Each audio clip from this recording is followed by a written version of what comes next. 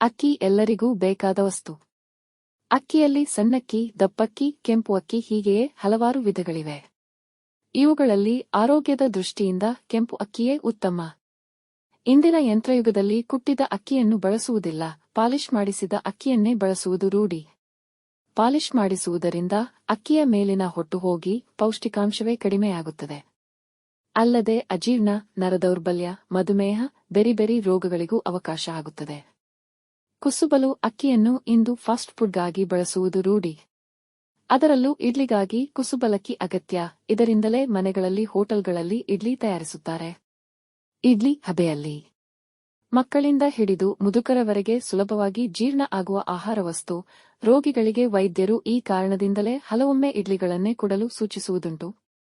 ಹುರಿದ ಅಕ್ಕಿಯ ಗಂಜಿ ಜ್ವರಪೀಡಿತರಿಗೆ ಉತ್ತಮ ಆಹಾರ. ಹದವಾಗಿ ಬೇಯಿಸಿ ಗಂಜಿ ತೆಗೆಯದೆ ಉಪಯೋಗಿಸುವುದರಿಂದಲೂ ಆರೋಗ್ಯ. ಹೊಸ ಅಕ್ಕಿಯ ಅನ್ನ ಬೇಗ ಜೀರ್ಣ ಆಗುವುದಿಲ್ಲ. ಅಜೀರ್ಣ, ಬೇದಿ ಮೊದಲಾದ ಕಾಯಿಲೆಗಳಿಗೆ